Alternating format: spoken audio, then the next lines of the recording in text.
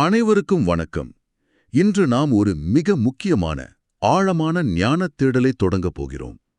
35 ஆண்டுகால யோக சாதனையின் சாரமாக டாக்டர் பண்டிட் ஜி கண்ணைய யோகி அவர்கள் நமக்கு வழங்கிய மானச யோகம் என்னும் பொக்கிஷத்தை நாம் இன்று புரட்டப் போகிறோம். இந்த நூல் வெறும் தத்துவம் அல்ல, இது ஒரு மனிதன் தன் மனதை எப்படி ஒரு கருவியாக மாற்றி வாழ்க்கையை தன்வசப்படுத்தலாம் என்பதற்கான நேரடி வழிகாட்டி. அம்பத்தூர் ஆத்மயோக ஞானசபா மூலம் உலகெங்கும் பரவிய இந்த யோக ரகசியங்கள் இன்று நமக்கான ஒரு பாடமாக மாறப்போகிறது. இப்போது நாம் இந்த நூலின் 8ஆம் அத்தியாயத்திற்கு நுழையப் போகிறோம். இந்த அத்தியாயத்தோட மையப்பொருள் மனமும் கர்மாவும். ஆமா, ரொம்ப சரியான ஒரு தொடக்கம். ஏன்னா இப்போ பெரும்பாலானவர்கள் கர்மா அப்படின்னா வானத்துல எங்கேயோ உட்கார்ந்துகிட்டு நம்ம பாவ புண்ணியங்களை எல்லாம் கணக்கெடுக்கிற ஒரு கண்ணுக்கு தெரியாத நீதிபதி அப்படின்னு தான் நினைக்கிறாங்க. கரெக்ட். எனக்கும் சின்ன வயசுல அப்படிதான் சொல்லி கொடுத்திருக்காங்க. ஆனா அந்த நம்பிக்கை இன்னைக்கு முற்றிலுமா உடைக்கப்பட்டு வருது. அதாவது நவீன உளவியலும் சரி, நரம்பியல் அறிவியலும் சரி, கர்மா அப்படிங்கிறது எந்த ஒரு மாய சக்தியும் கிடையாது. அது உங்க சொந்த மூளைக்குள்ள உங்க ஆழ்மனசுல ஓடிக்கிட்டு இருக்கிற ஒரு ரெக்கார்டிங் டேப் அப்படிங்கறதே இப்ப நிரூபிச்சுட்டு வர்றாங்க. வாவ், ரெக்கார்டிங் டேப்பா? ஆமா. இப்போ இந்த விவாதத்தோட நோக்கமே இத கேட்டுட்டு இருக்கிற உங்களுக்கு அந்த ரெக்கார்டிங்கை எப்படி மாத்துறது அப்படிங்கறத தெளிவா விளக்குறது தான். நிச்சயமா. நாம வழக்கமா பயன்படுத்துற இந்த கர்மா அப்படிங்கிற வார்த்தைக்கு பின்னாடி இவ்ளோ பெரிய உளவியல் இருக்கா அப்படிங்கிறது ரொம்ப ஆச்சரியமா இருக்கு. இதை நான் கொஞ்சம் ஆழமாவே விவாதிக்கணும். ஏன்னா கேட்டுட்டு இருக்கிறவங்களுக்கு தெரியும், கர்மானா அடிப்படையில நாம செய்யற செயல் அப்படிங்கிற தத்துவம் எல்லாருக்கும் புரிஞ்சதுதான். எதை விதைக்கிறோமோ அதை அறுவடை செய்வோம் அப்படிங்கிறது தானே. ஆமா, அதேதான். ஆனா இந்த 8ஆம் அத்தியாயத்துல பண்டிட்ஜி கண்ணைய யோகி அவர்கள் இது வேற ஒரு கோணத்துல அணுகிறாரு. வாழ்க்கையில நடக்கிற சில விசித்திரமான முரண்பாடுகளை அவர் சுட்டிக்காட்டுறாரு. அதாவது எந்த முயற்சியுமே செய்யாத ஒருத்தன் திடீர்னு மிகப்பெரிய செல்வந்தனாகிறான். உண்மைதான். ஆனா ஓயாம மாடு மாதிரி உழைக்கிற ஒருத்தன் வாழ்நாள் முழுசும் வறுமையிலே கஷ்டப்படுறான். ரொம்ப சரியான உணவு கட்டுப்பாடு, தினமும் உடற்பயிற்சின்னு இருக்கிறவங்களுக்கு திடீர்னு ஒரு கொடிய நோய் வருது. எந்த காரணமுமே இல்லாம உயிர்த்தோழர்கள் திடீர்னு பரம எதிரிகளா மாறுறாங்க. இந்த முரண்பாடுகளுக்கும் நீங்க சொல்ற அந்த கர்மா அப்படிங்கிற செயலுக்கும் என்ன சம்பந்தம்? இப்போ நீங்க கேட்டீங்க பாத்தீங்களா, இந்த முரண்பாடுகள் தான் மனித குலத்தை பல்லாயிரம் வருஷமா குழப்பிட்டு வர கேள்விகள்.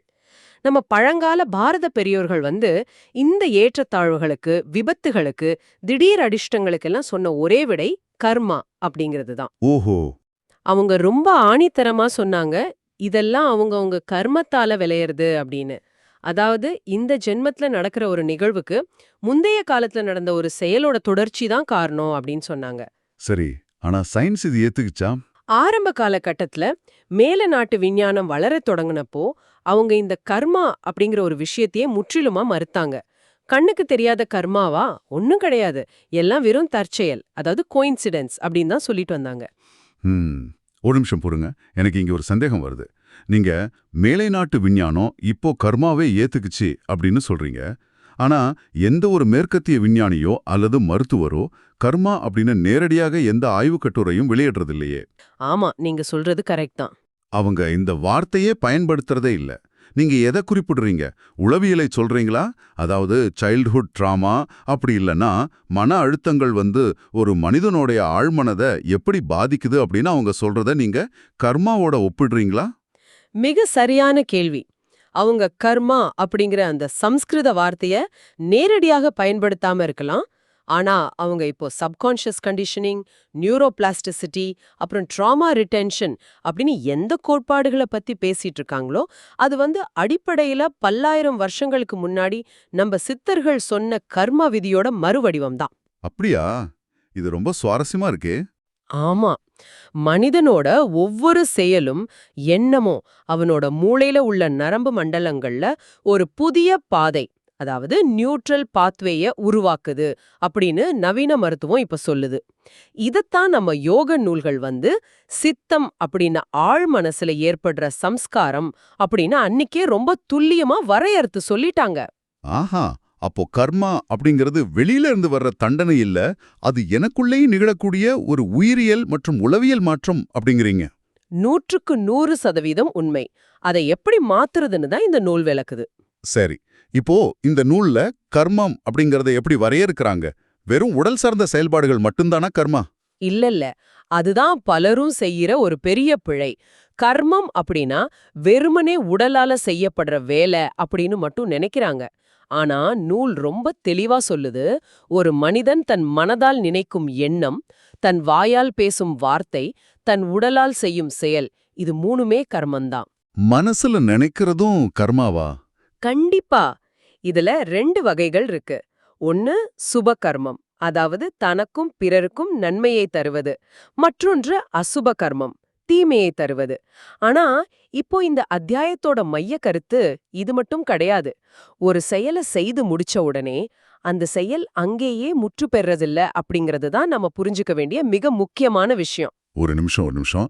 இது நான் சரியா புரிஞ்சுக்கணும். இப்போ நான் ஒரு செயலை செய்யறேன், செஞ்சு முடிச்சிடுறேன். அதோட அது முடிஞ்சு போச்சு தானே? அப்புறம் எப்படி அது தொடரும்? அதுதான் இல்ல. ஒரு செயலை நாம செஞ்சு முடிச்ச உடனே வெளி உலகத்துல அந்த செயல் முடிஞ்சதா நமக்கு தோணலாம். ஆனா அந்த செயலோட தாக்கம், அதோட அதிர்வு, அல்லது அந்த செயலை செய்யும்போது நமக்கு ஏற்பட்ட அந்த உணர்வு நிலை இருக்கு இல்லையா, அது நமது உள்மனமான சித்தத்தில் ரொம்ப ஆழமா பதிவாகிடுது. ஓஹோ! இததான் இந்த நூல் சம்ஸ்காரம் அல்லது வாசனை அப்படின்னு குறிப்பிடுது. செயல் மறைஞ்சிடுது, ஆனா அதற்கான சான்று அழியறதே இல்ல. மூல நூல்ல இதுக்கு மரம் ஏறி தேன் எடுக்கிற ஒரு உதாரணம் ரொம்ப அழகா கொடுத்திருப்பாங்க. கஷ்டப்பட்டு மரம் ஏறி இறங்கின அப்புறம் செயல் முடிஞ்சிடுது, ஆனா அந்த பரபரப்பு மனசுல தங்கிடுது. இருங்க. எனக்கு இப்போ ஒரு நிஜ வாழ்க்கை உதாரணம் ஞாபகம் வருது. நீங்க சொல்ற அந்த சம்ஸ்காரத்தோட இது பொருந்துதா அப்படின்னு எனக்கு கொஞ்சம் சொல்லுங்க. சொல்லுங்க, கேப்போம். நேத்து நான் ரோட்ல என்னோட 2 வீலர்ல போய்கிட்டு இருந்தேன். திடீர்னு ஒரு லாரி என் வண்டிக்கு முன்னாடி வந்துடுச்சு. வெறும் ஒரு சில வினாடிகள்ல நான் சட்டுன்னு பிரேக் அடிச்சு வண்டிய வளைச்சு ரொம்ப நூலிழையில உயிர் தப்பிட்டான். ஐயையோ, பெரிய அதிர்ஷ்டம்தான். ஆமா. இப்ப அந்த உடல் ரீதியான ஆக்ஷன், அந்த சம்பவம் அத்தோட முடிஞ்சு போச்சு. லாரி போயிடுச்சு, நானும் வீட்டுக்கு வந்துட்டேன். ஆனா அன்னைக்கு ராத்திரி என் வீட்ல சாப்பிடும்போது என் மனைவி கிட்ட அந்த சம்பவத்தை சொல்லிக்கிட்டு இருந்தேன். தெரியுமா, இன்னைக்கு நான் எப்படி தப்புனேன் அப்படின்னு சொல்ல தொடங்கினப்பவே என்னோட கைகள் நடுங்க தொடங்கிடுச்சு, இதயம் வேகமா துடிக்குது, தொண்டை அப்படியே வறண்டு போச்சு. அந்த லாரி என் வீட்டு ராப்பாட்டறையில இல்லையே, எந்த ஆபத்தும் அங்க இல்ல. ஆனா அந்த பயமும் பதற்றமும் அச்சு அசலா அப்படியே மீண்டும் வந்ததே, அது ஏன்? அபாரம். இதுதான் மிகச்சிறந்த உதாரணம். அந்த சாலையில நிகழ்ந்தது வெறும் உடல் சார்ந்த செயல் மட்டும்தான். ஆனா அந்த நொடியில உங்க மனசடைஞ்ச உச்சக்கட்ட பயம், அந்த தற்காப்பு உணர்வு, இதெல்லாம் உங்க சித்தத்துல ஒரு சம்ஸ்காரமா, அதாவது ஒரு பதிவா மாறிடுச்சு. அப்போ அந்த பதிவு தான் ராத்திரி வெளியே வந்ததா? ஆமா. ராத்திரி நீங்க அந்த சம்பவத்தை நினைச்ச மாத்திரத்துல உங்க மூளை மீண்டும் அதே ரசாயனங்களை உடலுக்குள்ள பாய்ச்சுது. காரணம், உங்க சித்தம் அந்த பழைய பதிவை மீண்டும் எடுத்து வெளிமனதிற்கு காட்டுது. மனம், மொழி, மெய்யால நாம செய்யற எல்லா கர்மங்களும் இப்படிதான் வாசனைகளா நம்ம சித்தத்துல தங்கிடுது. அப்படி என்றால் நமது சித்தம் அப்படிங்கிறது பின்னாடியில இயங்குற ஒரு மொபைல் பேக்ரவுண்ட் ஆப் மாதிரி செயல்படுதா? நாம கவனிக்காத போதும் அது நம்ம டேட்டாவை எல்லாம் சேகரிச்சு பேட்டரியை உறிஞ்சிக்கிட்டே இருக்கா? நீங்க மொபைல் ஆப் அப்படின்னு சொல்றது ஓரளவுக்கு பொருந்தும் தான். ஆனா பண்டிட்ஜி அவங்களோட தத்துவத்தை இன்னும் துல்லியமா புரிஞ்சுக்க நாம ஒரு பழைய ஆடியோ டேப், அதாவது ஒரு ஒளிப்பதிவு நாடாவோட உதாரணத்தை எடுத்துக்கலாம். சரி, ஆடியோ டேப். அந்த நாடாவுல ஒலிகள் எப்படி தொடர்ந்து பதிவாகிக்கிட்டே இருக்கோ, அதுபோல நம்ம ஒவ்வொரு எண்ணமும் செயலும் சித்தத்துல பதிவாகுது. முன்பே பதிவு செய்யப்பட்ட அந்த நாடாவை நாம மீண்டும் ப்ளே செய்யும்போது எப்படி அதே ஒலிகள் துல்லியமா வெளிவருதோ, அதே போலத்தான் உங்க சித்தத்துல பதிவான சம்ஸ்காரங்கள் அதே போன்ற ஒரு சூழல் வரும்போது மீண்டும் அதே உணர்ச்சிகளை வெளிப்படுத்துது. ரொம்ப தெளிவா புரியுது இப்போ. இதுல நீங்க கவனிக்க வேண்டிய மிக முக்கியமான உண்மை என்னன்னா, சித்தம் அப்படிங்கிறது தான் உண்மையான முழுமையான மனம். நாம பொதுவா மனம் அப்படின்னு நினைச்சுக்கிட்டு இருக்கோம் இல்லையா? அதாவது நம்ம கோவப்படுறது, சிரிக்கிறது, சிந்திக்கிறது, இது எல்லாமே அந்த சித்தத்தோட ஒரு மிகச்சிறிய வெளிப்பாடு மட்டும்தான். கொஞ்சம் இருங்க, இது கொஞ்சம் குழப்பமா இருக்கு. நாம தினமும் பயன்படுத்துற இந்த விழிப்பு நிலை மனம், அதாவது கான்ஷியஸ் மைண்ட் உண்மையான மனம் இல்லையா? சித்தம் அப்படிங்கிற அந்த ஆழமான பகுதிக்கும் இந்த வெளிமனவிற்கும் உள்ள வித்தியாசத்தை எப்படி தெளிவா பிரிச்சு பார்க்கிறது? இத மிக எளிமையா புரிய வைக்க நூல்ல ஆமையோட உதாரணம் ரொம்ப அருமையா கையாளப்பட்டிருக்கு. ஒரு ஆமைய மனக்கண்ல நினைச்சுக்கோங்க. ஓகே, நினைச்சுக்கிட்டேன். அந்த ஆமையோட ஓட்டுடன் கூடிய முழுமையான பெரிய உடல் தான் சித்தம், அதாவது ஆழ்மனம். அந்த உடலுக்குள்ள இருந்து வெளியே நீளுத 4 கால்களும் தலையும், அதுதான் நாம சாதாரண மனம் அப்படின்னு நினைச்சுக்கிட்டு இருக்கிற முன்மனம் அல்லது புறமனம். ஆமையோட உடலும் கால்களும், இது உண்மையிலே சிந்திக்க வைக்கிற ஒரு ஒப்பீடு. அப்படி என்றால் வெளியுலகத்தோட தொடர்பு கொள்றது அந்த கால்கள் மட்டும்தானா? ஆமாம், ஆமையோட கால்கள் வெளியே நீண்டிருக்கும்போது அது எப்படி கரடுமுரடான கற்கள், முட்கள், சேறு இது மேலெல்லாம் பட்டு செயல்படுதோ அதே போல வெளி உலகத்துக்காக நமது புறமனம் செயல்படுது. வெளி உலகத்துல நடக்கிற சம்பவங்களோட அது மோதுது, காயப்படுது, இயங்குது. ஆனா இப்ப ஆமைக்கு ஒரு பெரிய ஆபத்து வருதுன்னு வைங்க, அல்லது அது ஓய்வெடுக்க நினைக்கும் போது அது என்ன செய்யும்? சட்டென்று தன் கால்களையும் தலையையும் அந்த வலுவான ஓட்டுக்குள்ளேயே இழுத்துக்கும். மிகச்சரி. ஆமை தனக்கு விருப்பமான போது எப்படி நீட்டிய கால்களை உள்ளே இழுத்து அடக்கிக் கொள்கிறதோ அதே போல நமது சித்தம் இந்த சாதாரண மனதோட இயக்கத்தை வேண்டும்போது தன்னுள் ஒடுக்கிக் கொள்ள முடியும். இதுதான் புறமனம் அடங்கிய நிலையாகும். வாவ்! வெளிமனதோட ஓட்டத்தை நிறுத்தி சித்தத்தோட செயல்களை கட்டுப்பாட்டிற்குள் கொண்டு வர்றது தான் உண்மையான யோகம் அப்படின்னு பாதஞ்சல யோகம் ரொம்ப ஆணித்தரமா சொல்லுது. ஒரு நிமிஷம். இது கேட்கறதுக்கு தத்துவார்த்தமா ரொம்ப சிறப்பா இருக்கு. ஆம கால்களை எடுத்துக்கும், சரி. ஆனா நடைமுறை வாழ்க்கையில இதை பார்ப்போம். இப்போ என் அலுவலகத்துல என் மேலதிகாரி என்ன கடுமையா திட்டுறாருன்னு வச்சுப்போம். சொல்லுங்க. அப்படி இல்லைன்னா ரோட்ல போகும்போது யாராவது என் வண்டியை இடிச்சிட்டு என்ன தவறாக பேசுறாரு. அந்த நொடியில என்னுடைய அந்த ஆமையோட கால்கள், அதாவது எனது கோபம் மாத்திரம், இது சட்டன்னு வெளியே நீண்டுடுது. அதை எப்படி நான் உள்ளே இழுக்கிறது? நான் என்ன நடுரோட்ல கண்களை மூடிக்கிட்டு தியானமா செய்ய முடியும்? இதுக்கான உண்மையான மெக்கானிசம் என்ன? இது எப்படி செயல்படுத்துறது? நீங்க கேக்குறது மிக முக்கியமான ஒரு நடைமுறை சிக்கல். பாதஞ்சல யோகம் அப்படிங்கிறது எல்லாத்தையும் விட்டுட்டு காட்டுக்கு போறது கிடையாது. ஒரு தூண்டல், அதாவது ஒரு ஸ்டிமுலஸ் வரும்போது உடனே அதுக்கு ரியாக்ட் பண்ணாம அந்த ரெண்டுக்கும் இடையில ஒரு சிறு இடைவெளிய, ஒரு கேப்ப உருவாக்குறது தான் அந்த மெக்கானிசம். ஒரு சின்ன இடைவெளி. ஆமா. இப்போ உங்க அதிகாரி திட்டுறப்போ அந்த வார்த்தைகள் உங்க காது வழியா உள்ள போகுது. உடனே உங்க சித்தம் அந்த பழைய ரெக்கார்டிங்க ப்ளே செய்யுது. இப்படி யாராவது பேசினா உடனே கத்து பதிலடி குடு அப்படின்னு சொல்லுது. இதுதான் பழக்கப்படுத்தப்பட்ட சம்ஸ்காரம். கரெக்ட். உடனே கோபம் வந்துடும். ஆனா யோக பயிற்சி உள்ள ஒருவன் அந்த பழைய ரெக்கார்டிங் ஒலிக்கத் தொடங்கும்போது அதை கவனிப்பான்.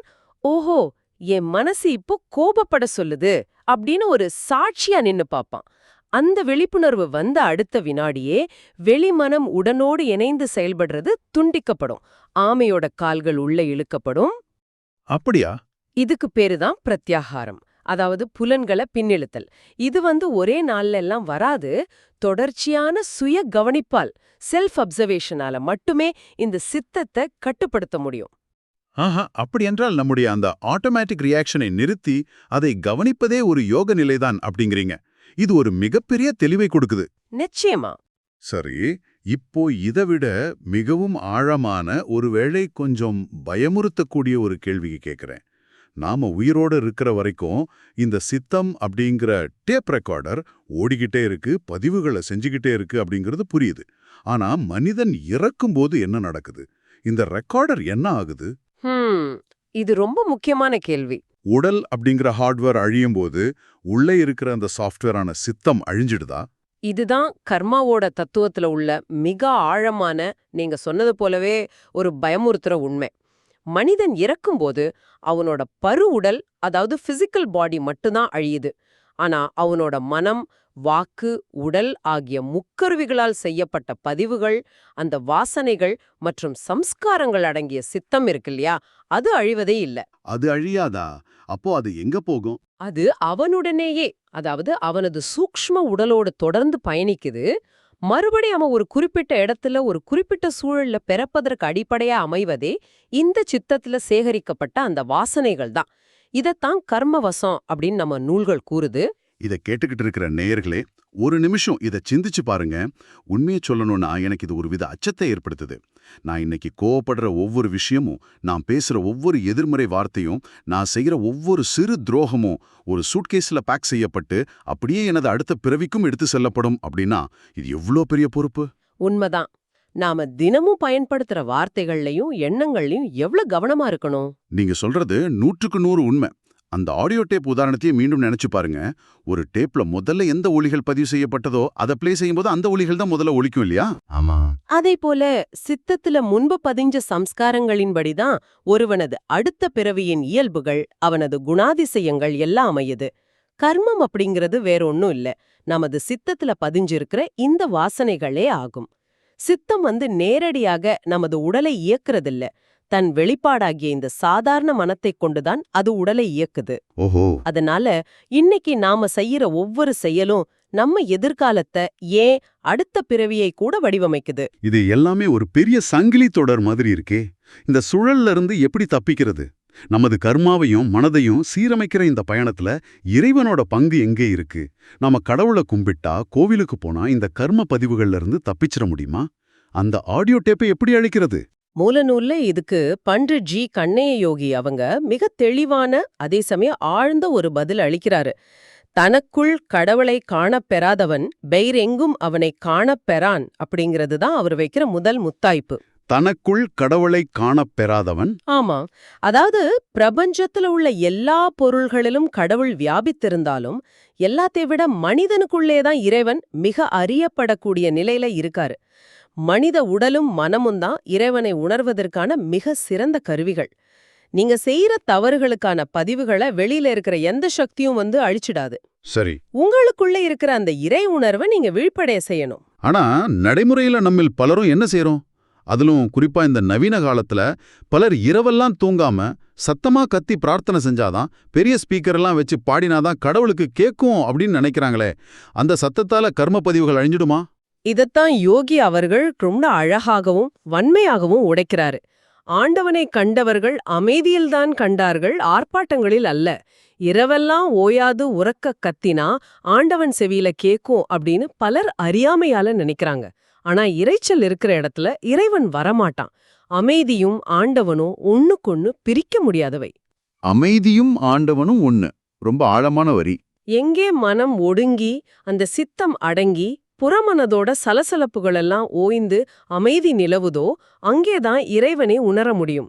அந்த ஆழமான அமைதி நிலையில தான் பழைய சம்ஸ்காரங்கள் என்னும் அந்த ஆடியோ டேப் பதிவுகள் மெல்ல மெல்ல அழியத் தொடங்கும். எவ்வளவு ஆழமான அழகான முரண்பாடு பாருங்க. நாம இவ்வளவு நாளா வெளியே ஆரவாரமா தேடிக்கிட்டு இருந்த ஒரு விஷயம் உண்மையில நமது உள்மனதோட ஆழமான அமைதிக்குள்ளேயே ஒளிஞ்சுகிட்டு இருக்கு.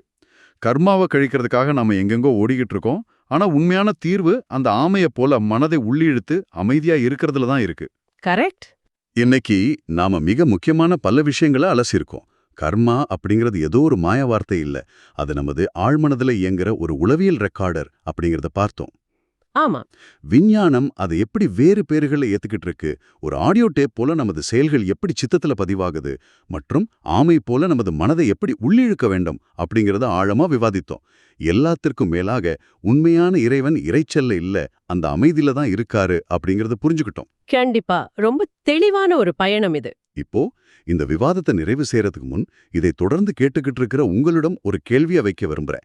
இன்னைக்கு இந்த நொடியில உங்கள் மனதோட ஆடியோ டேப்ல நீங்க எதை பதிவு செய்து கொண்டிருக்கிறீர்கள்? அடுத்த பிறவிக்கும் தொடர்ந்து வரப்போற கோபம், பொறாமை, பழிவாங்கும் உணர்வு போன்ற இரைச்சல்களையா, அல்லது இறைவன் குடியிருக்கும் அந்த தூய்மையான ஆழமான அமைதியையா? சற்றே சிந்தித்து பாருங்கள். ரொம்ப அற்புதமான ஒரு கேள்வி.